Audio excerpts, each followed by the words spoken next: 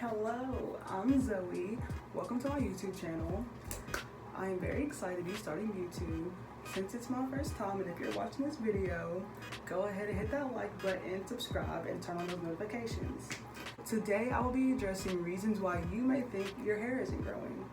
While I will be addressing some of these allegations, I will also be doing my hair, and I will be using Mielle's Curl Sculpting Custard. And it smells so good. These are the products I use to do my hair. What I would like to talk about first and foremost is that you have to learn and understand your hair. I feel like a common misconception is that growing up, everybody would always say, Black people's hair doesn't grow that fast. Black people can't grow their hair out, you know, da da da da, this, that, and the other. Somebody said to me, you're Black, I'm Black, your hair's growing, why isn't mine? And I was like, sis, we don't have the same hair. When I say learn and understand your hair, you have to know what your hair needs, what helps you retain moisture, and what your hair really needs to be able to thrive at its best. For one, hair porosity. You need to understand your hair's porosity. That means how your hair retains moisture. Because if there's 3 different types, you can have low porosity, normal, or high. If you have high porosity, that means that your hair takes in all the moisture. You can use hair products and it'll go through your hair and get through all the strands. If you have a low hair porosity, that means that products will just sit on top of your hair. And normally if you have low porosity, you should use heat to infuse the products into each and every single one of your strands. That way, you can actually be able to get the products into your hair. You can seal moisture so much easier. And you know, you don't want products on top of your hair, because if you do decide to do like curly hair routines, you don't want your hair to just have white stuff all over it. So that's what I've had to do, because I have low porosity hair, which is not always the easiest to deal with and manage, but it's a work in progress, and I'm really learning what works for me. Your hair grows ½ an inch every month. Yes, that is extremely true. Your hair does grow every month. It's just a matter of how you are retaining and helping your hair grow. If you are keeping it healthy, if you're doing things necessary to allow your hair to thrive the way you really want it to, and to get your curls bouncy defined. It depends on what you are shooting for. Are you looking for definition every time? Are you looking for health, moisturization, growth, length? What's the goal? What are you aiming to get? Also, whenever you are doing your hair, you have to find ways to keep your hair moisturized. I understand that, you know, you watch so many YouTube videos and you're doing all this type of research, you have 1,000 products at home, and it may seem like nothing is working. You are just gonna have to keep looking through it and seeing what works for you, and seeing what combinations can keep your hair moisturized. And once you moisturize your hair, you need an oil that will lock in that moisture. You can't just moisturize your hair and just think, oh, that's it, we're done. More than likely, you're going to need an oil that can lock in all the moisture that you put into your hair, so that way you can help retain all the nutrients and everything that you just did to your hair, instead of stripping that and everything. Also, for me, another big thing is shampooing and conditioning my hair, because you can't just use any and every shampoo just because it says you should use it, or all these models and these commercials are like, look at what it did for me, da da da da, my hair looks so sleek and stuff. You have to go for moisture and what is healthy for your hair. You can't just use every shampoo, because majority of shampoos are just drying out your hair and stripping it of all the nutrients. And that's not healthy for your hair at all.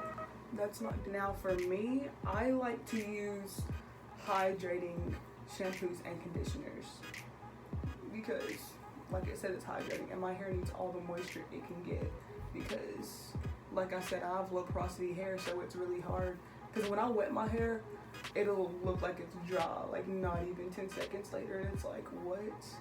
So I like to use a lot of hydrating products. And whenever you're using any type of hair product, whether it's a leave-in, whether it is a curling cream, your shampoos, your conditioners, whatever, If one of the first 3 ingredients is not water, don't use it. You should not be using anything that's chemical based or has a lot of parabens in it, because that will as well strip your hair of all the nutrients, dry your hair out, and just kill it. And then it's going to have all types of chemicals and everything in it. And that's exactly what you don't want. Protective hairstyles. That seems to be what's in at all times, because people are like, I can put my hair in these braids, these twists, whatever, leave them in for X amount of months and I'll be good. I won't have to do any type of upkeep, nothing, nada, da, da, da, da. Yes, protective hairstyles are great for your hair and a great technique for growing out your hair, but not all protective hairstyles are protective.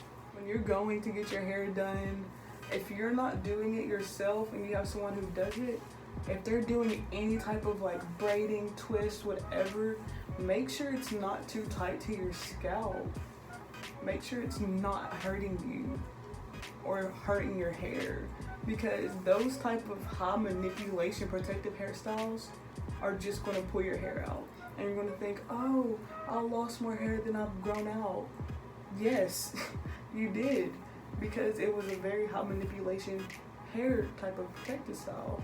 If getting box braids or anything of that sort is your go-to protective hairstyle, make sure you do the upkeep that is necessary to keep your hair healthy, flourishing, and moisturized.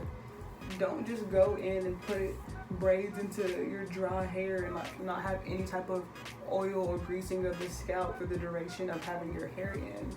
Because for me personally, I've never gone more than 2 months with any type of braid or extension in my hair, just for the fact that I know when my hair has so much buildup or it's just screaming to be let out and just to breathe, you have to know what your hair needs. Because if you can just leave your hair in a certain hairstyle for months on end while doing upkeep, okay, do it if that works for you. If you're seeing growth, your hair is healthier, stronger, etc., then yes, but you must always do the upkeep. You can't just leave your hair in a protective style and just assume, oh, my hair is going to grow, without using any type of product or anything to keep your hair moisturized, oil in it, knowing that it will be healthily growing and not just getting weaker and breaking off once you're finished with the hairstyle. Because when you have a lot of shedding after the fact, you're losing more hair than you're growing out, and it's just pointless. If you're going to do a protective style, do something that's low manipulation, like just regularly twisting your hair, wear your hair in an afro, wear your hair in mini braids, whatever. As long as you just do the upkeep and make sure that everything is nice and snazzy as you'd like it to be, knowing your hair is moisturized, hydrated, and it's going to get the TLC it needs, then that's what matters. If you have thicker, more coarse hair and you don't understand porosity, 4C, 4B, whatever, don't just slap on any and every type of hair product you have just to make it look like it's moisturized, because that's not what your hair needs. You're overloading it. And a lot of products will tell you high protein, low protein, for high porosity hair, low porosity hair, whatever, hydrating, has chemicals in it. Like, it will let you know if you read it. You can't just give your hair anything and everything and assume that it's going to drink up everything that's in there. Because especially if there's chemicals and stuff, it will drink that up and kill your hair. And then you have all these split ends, more coarse. Make a regimen for your hair. Like I said, make a regimen for your hair. You can't expect your hair to consistently grow if you don't consistently take care of it. I know, being a natural, it's hard work. It's a lot to do, but it must get done because somebody's got to do it, especially during quarantine.